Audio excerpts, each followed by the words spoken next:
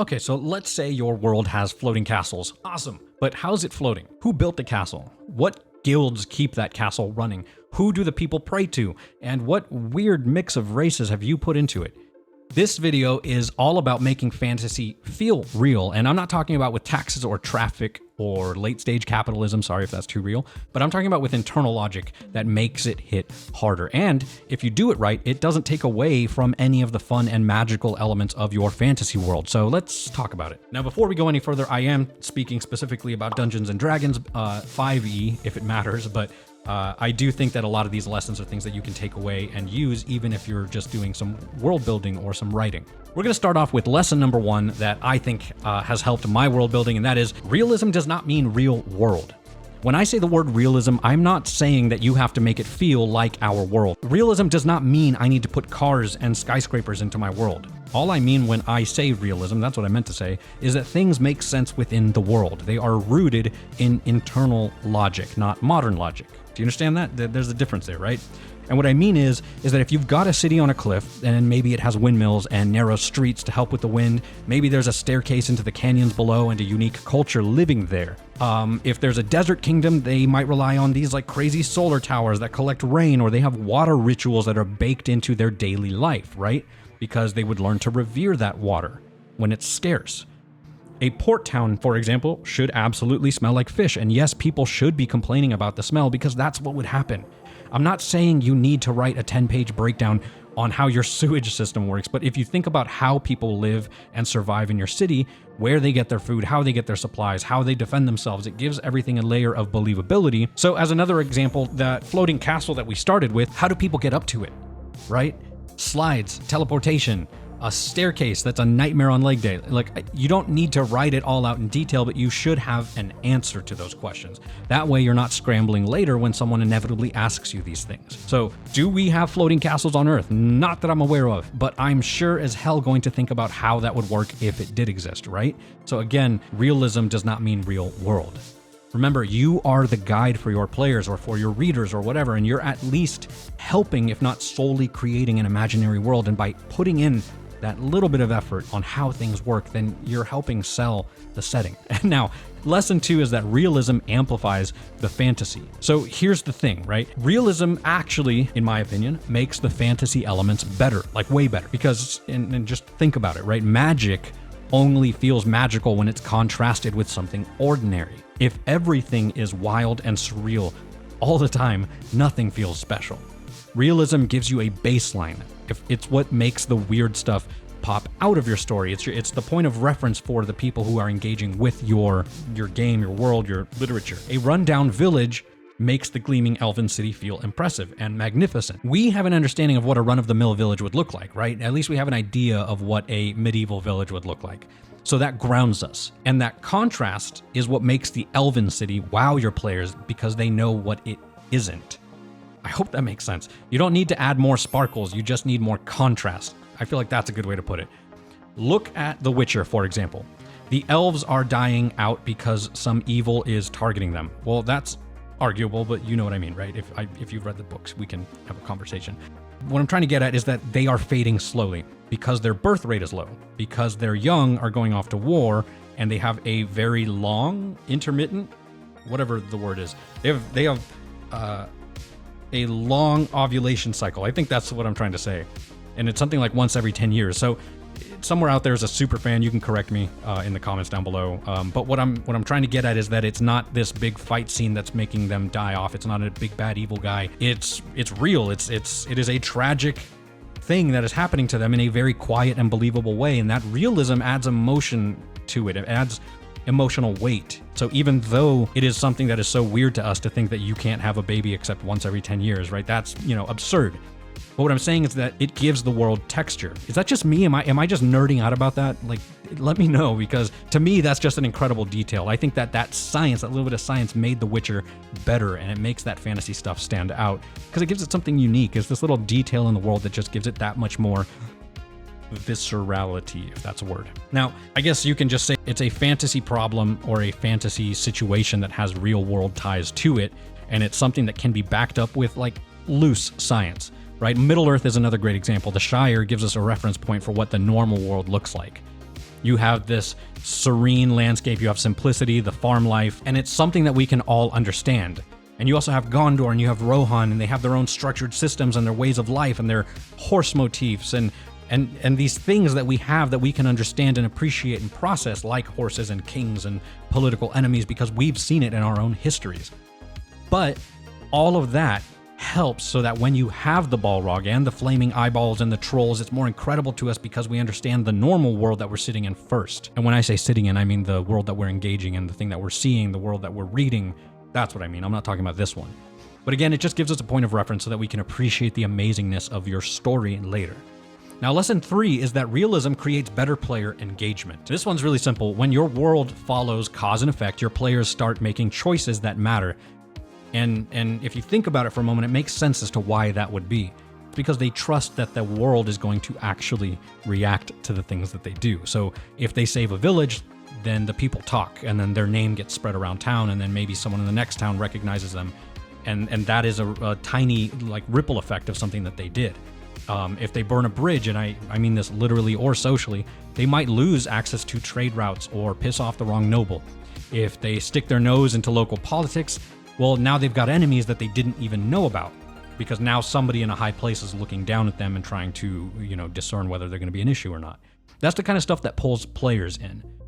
And it's not just do the quest and then move on, right? Because it becomes more about what did the choice that I did as a player, what did that do to the world? And when your players see that the world reacts in a way that makes sense, they start caring a lot more about what they do, and they'll actually pay attention to your game more, I promise. And think about it, if your players did these amazing things, but the world never changed, and then things didn't react realistically to their actions, well then that game is just a laundry list of quests for them to check off, and that's it. And at least to me, that's not fun, and it's not magical or fantastical, it kind of becomes just a task, right? Now, what I'm not trying to say that you can't do something like run a simple dungeon crawl, right? Where you're going through some massive dungeon, and because I know that there are people out there who have played Dungeons & Dragons and played the same dungeon for years, right? Or decades, I'm sure somebody out there has a statistic on what the longest standing campaign is, but you don't need to overcomplicate it, right? It's not about tracking every little ripple. If you want to do the dungeon crawl and do that, and it's just that's all you're trying to do is just get together with friends and just have fun, make some memories, not trying to tell a crazy story, that's fine. I'm not saying you can't do that. But I think that by adding a little more thought and that sort of thing, I think you're going to get more engagement from your players, because they're going to be able to see things happening in real time, and then make them look forward to every single week. So again, don't need to overcomplicate it.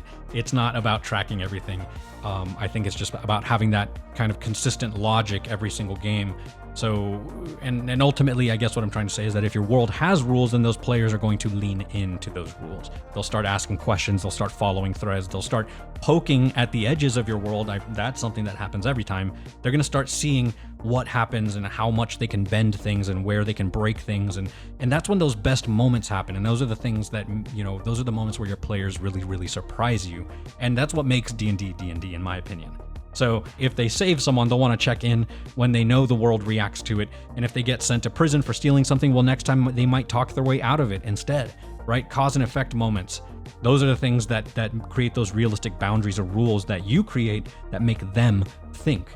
And that's what you're aiming for. You don't need to be a rules lawyer. You don't need to make things meaningful, and everything. You don't need to make everything an emotional moment. Like, if you're not an actor, it's whatever. But the rule of cool, I think, is always going to be king here, right? That's what I'm trying to say. But when your world has rules and it has weight, then your players treat it with more care and pay attention more, because I think it gives them an escape that they look forward to, where they can do the things that they've always wanted to do, or be the people that they've always wanted to be, and the story that you're all telling them just hits harder, I guess is what I'm trying to say. Now, lesson 4 is that realism helps players roleplay better. A little bit kind of similar to the last lesson, kind of piggybacking off of it. But when your world is grounded, it's believable, it has details, then your players have something to latch onto. And again, it's a reference point, right? Like an anchor. It gives them a framework for how their character would behave, which then in turn leads them to being a better role player. So listen, or hear me out here, right? They might not know anything about how a Githyanki acts, right? They could be a brand new player. They have no idea what a Githyanki even is. But when you say it's a Githyanki noble, Well, that's relatable, right? They might say something like, oh, I know what a noble is, and I know what a noble estate is, so I can be a rich noble gith, whatever that is. I know what a farm is, so yeah, I can be from the countryside. That's the realism at work, right? Because it makes building a character easy, especially for newbies. Because if you're brand new and someone says, you're a bugbear from a netherese city, then, you know, most new players are going to be like, what the hell is that? What is a bugbear? Definitely not what this is. This I would never have called a bugbear. But for new players, it can be confusing. Role-playing can suddenly be intimidating because now you don't want to look like an idiot for not knowing what this thing is. But if you say you're a bugbear that's wanted for robbing a museum, well, that's something for them to work with. That's, again, their anchor. And that the player doesn't need to understand everything. They just need a foothold, something that's familiar that helps them ease into the story. And realism gives them that, again, that reference point. And as they start to understand how the world works that they're in, where the magic is, what's normal, what's not, what they understand, what they don't understand, they can start filling in the blanks, making bolder choices, building their character from the inside out. So yeah, I guess build a world with rules, structure, a little science here and there, and then they can grab onto that, I guess is what I'm trying to say. Your players can then get their bug bearings. Yeah, okay, sorry, that was a really terrible pun. I'm sorry, can we just cut to the sponsor? Let's cut to the sponsor, please. Now, really quick, I do want to just take a moment to say thank you to today's sponsor, Describe. Now, this entire video is all about how realism makes your world feel better, whether that's fantasy or sci-fi or whatever. And if you want your world to feel real, and if you've ever sat there trying to describe a bustling tavern or an ancient ruin or even just a dang forest, you know how hard it is for some of us DMs out there to make that come alive, because some of us don't just have that gift of gab, you know? And if you've watched any of my videos, you know that I am constantly tripping over my own words. So how do you do that without spending your entire session prepping notes and prepping things for you to read? How do you bring your world to life? Well, that's where Describe comes in, because they have amazingly thousands of beautifully written system agnostic descriptions for everything from locations and magic items to monsters and spells. And you can literally just search, copy, and drop it into your notes right there within Describe, or you can link it up to your VTT. And it's like having a professional fantasy novelist just whispering into your ear while you prep, and it's amazing. And what's great about them is that it's not replacing your creativity, because it's just kind of adding to it. You can add your own notes if you want to. You can do all of those descriptions yourself, but you can have them available for you so you're not having to search for them. And on top of that, you can just drag and drop, and with a few clicks, add ambience, add sound effects, add all of the goodies.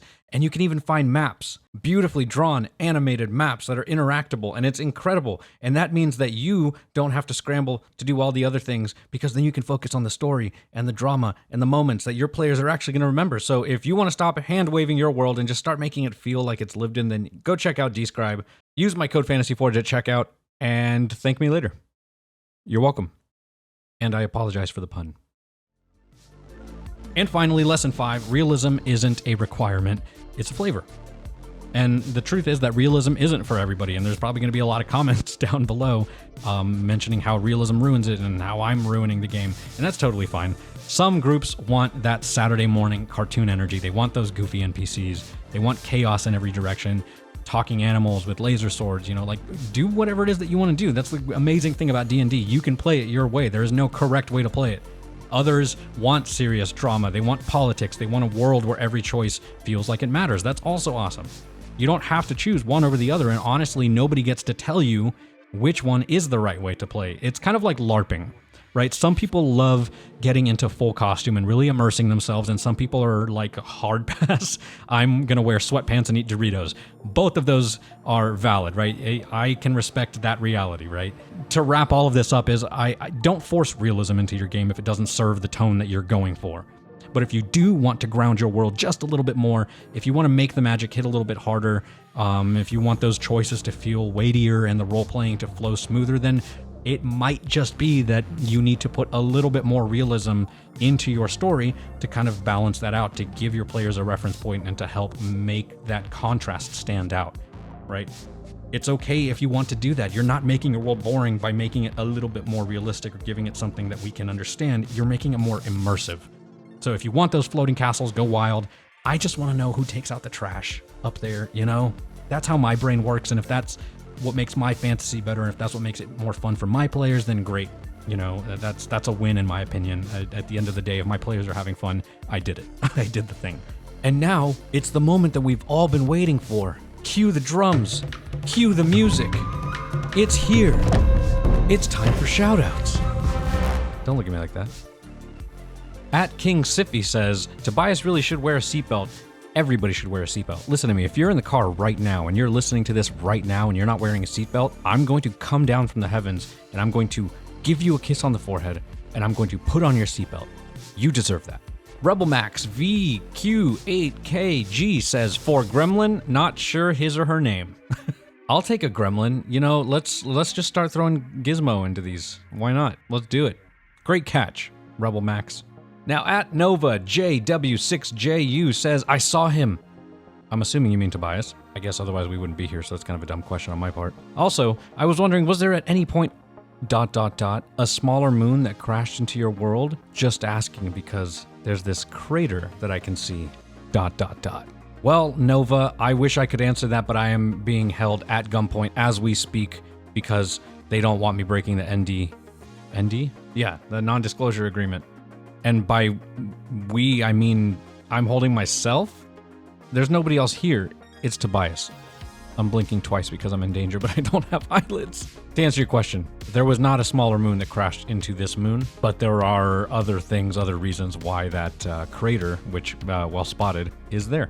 And I will hopefully be telling you all what those reasons are one day very, very soon. I'm working furiously in the background. Now, if you were paying attention in today's video, go down, scroll down, use your little grubby fingers and scroll down, and you go down to the comments and you say, I saw Tobias in this video at insert timestamp, and you might just get shouted out in the next video. Unless you actually put, I saw Tobias at insert timestamp, in which case, nice, that was funny. So, anyways, that's what I've got for today, so thank you so much for watching. Forge on, my friends. And suddenly, everyone in the comments is in combat with each other. Roll for initiative. What's initiative? It says which order we attack in. I punch the initiative.